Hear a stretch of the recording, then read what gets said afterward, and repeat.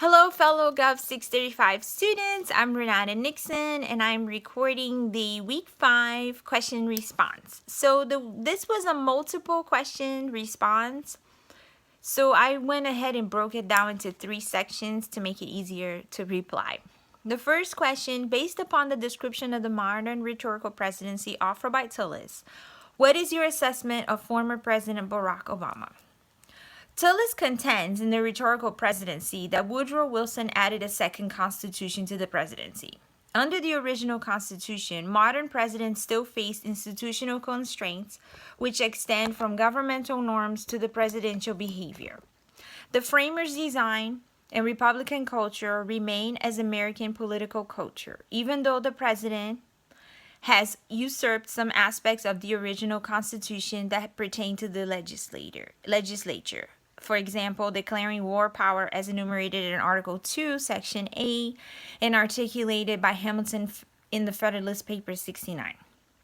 Overall, there have not been attempts to alter the original design, such as changing the single executive to plural. President Obama's nomination in 2008 election is a result of the rhetorical presidency, accessible primary debates, creation of professional campaigns, for example, networking with the voting public. In the backdrop of American history, it seems improbable that Obama would have been elected without Tillis' second constitution.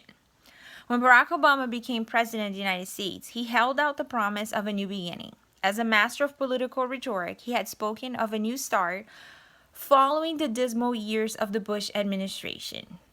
He would take America back to its inspirational creed of freedom and democracy. Hope was the message. He promised a break with policies infringing on civil liberties and government under the law. Once in office, though, the power of rhetoric that had carried him into the White House ran into the hard reality of political rule under conditions of ongoing wars in faraway countries and the threat of terrorism, lurking at home and abroad. But even as he adjusted between being a popular leader and a constitutional officer, Obama used his oratorical mastery to inspire Americans to forget the racial divide, to bring messages of hope and new beginnings, inspiring people to follow and support him. He proved himself to be a master of public speech, but his speeches reiterate Tillis' point that even a president's public appeal may not win Congress, which Obama faced by being constantly battled by lobbies and veto groups which constantly prevented progress toward a future so eloquently evoked in speech. The second question, he generally received high marks of his oratory. Did his performance differ substantially between domestic and international audiences? I do not believe Obama's performance differed between domestic and international audiences. It is true that he was adept at code switching or tweaking how he talks, and it has been noted by many media outlets that he spoke differently in front of black crowds than he did in front of mostly white audiences.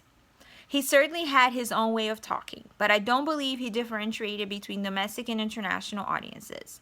President Obama had his way of talking, and he understood the power of language, and he chose his words carefully to disseminate his worldview. And the last question that we have is, how does his performance compare with what you have observed from President Trump? Have tweets overtaken oratory?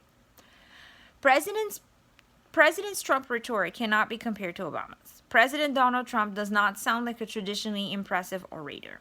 His sentences are grammatically awkward, repetitive, and composed of highly simplistic words, whereas President Obama chooses his words carefully and thoughtfully and clearly conveys his words to the public. The clarity of his speech makes him seem more credible and sure of himself. President Trump sounds like he's in a continuous rant, and his speeches most of the time are incoherent and ramble. Although some may argue that his simplistic way of speaking actually adds to his credibility because it connects him to the everyday person, the one that makes mistakes, changes their mind, and goes with their gut. But I believe Trump is showing some signs of being a demagogue than being a truly rhetorical president. A president's tweeting is not anything new.